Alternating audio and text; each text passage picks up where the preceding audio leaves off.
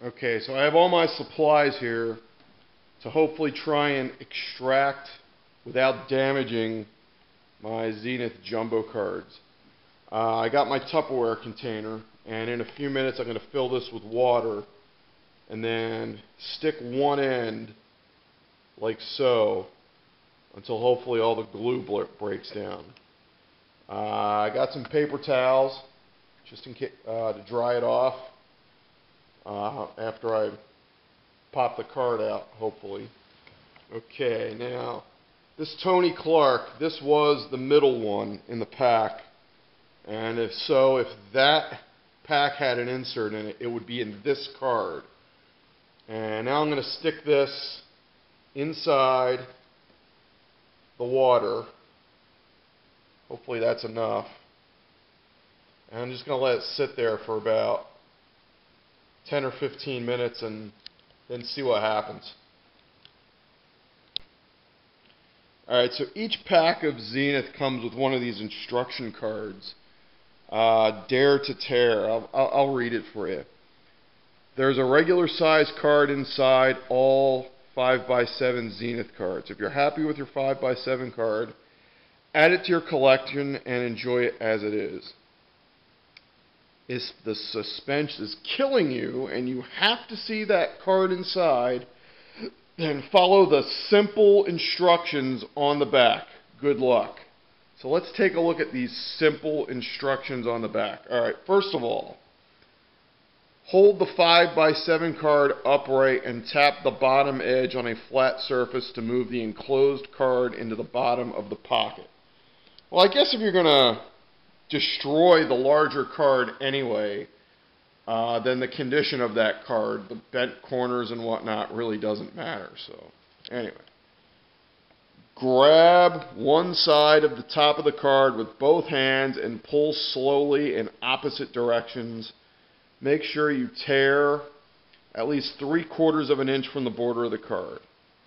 This looks like one of those cards that are in airplane seats. Last one. Tear off the top completely off the card and pull the two sides apart to remove your standard size card inside. We hope you got what you wanted. And what if you didn't? Thanks for buying Zenith, and this is the kicker right here, this last line. Thanks for buying Zenith, and good luck completing both of the sets in this product. Really? Who the fuck is going to want to complete both of these sets? Come on. And you wonder why this company went out of business. God. Okay, we've had this Tony Clark in here for a little over 5 minutes. Don't know if you could see that, but let me shake off some of the water. It is starting to wrinkle a bit on the back. Although I do not see the glue yet starting to peel. Let's stick it in for another 5 or 10 minutes. Why not? What the hell? Alright, I've let this Tony Clark card soak for about 10 minutes, and let's see what happens. Shake some of this water off. Corners are starting to fray a bit. But still, nothing on the side yet. Let's let it soak a few more minutes. Alright, while I was waiting for the Tony Clark to soak, I did bust the rest of the box. I got a lot of doubles.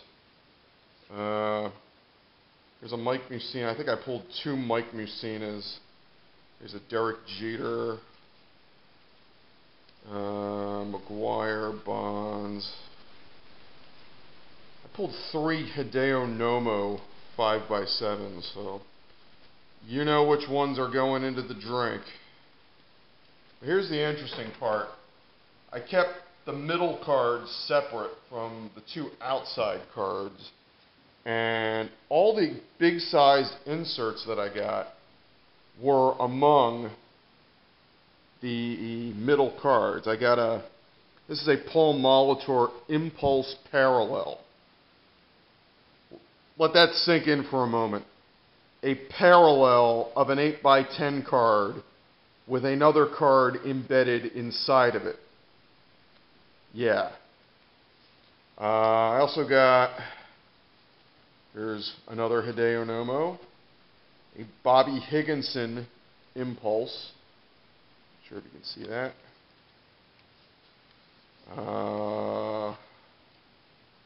Here's the third Hideo Nomo, a Larry Walker Impulse, but this was the big one.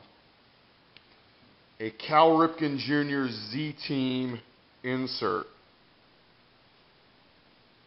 And this was a middle one. So I am tempted, if this whole card soaking thing actually works, I'm tempted to do this one next just to see what's inside of it. So, but in the meantime, we're waiting. Okay, Tony has been in his watery bath for 20 minutes. Let's see if I can at least try something.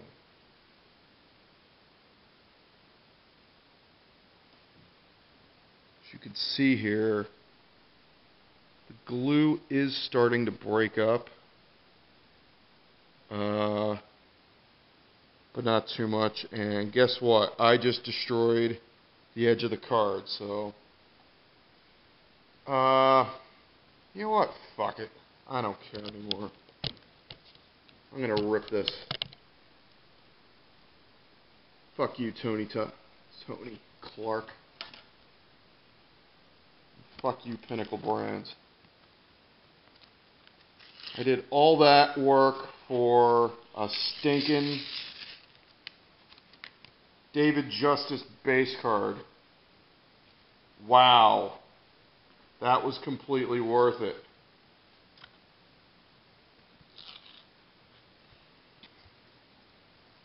Wow, they like loaded the shit out of this with glue.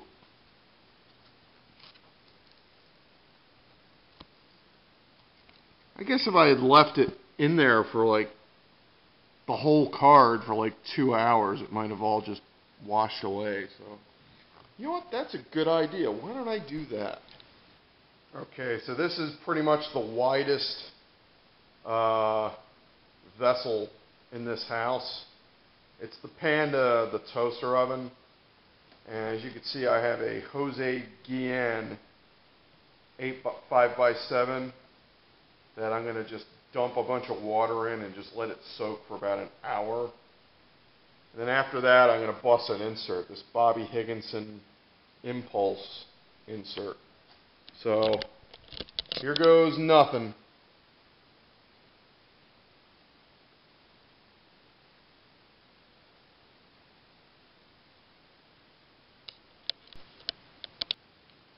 Okay, so Jose Guillen has now been in his watery grave for a little over an hour. Let's see if I can peel this card open. You'll notice that here and here it kind of bends because I guess this right here is the pocket where the small card is. I might have something here.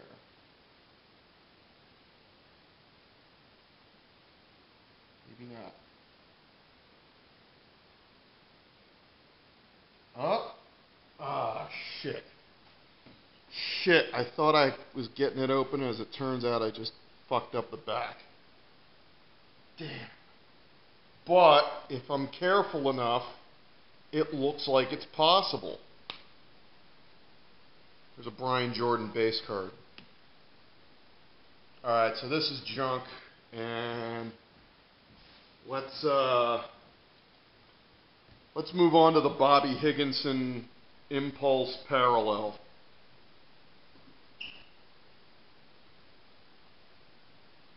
See you in an hour, Bobby.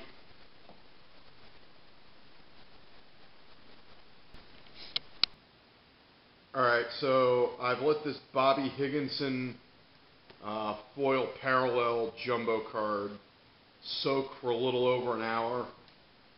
So let's see what I get out of it. Let's see if these are easier to open than the base cards.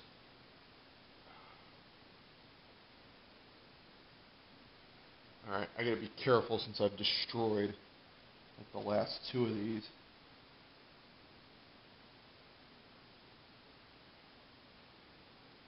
You may not be able to see this, but you can tell that there's like a small, in between the two layers, there's like a third layer that kind of sticks out.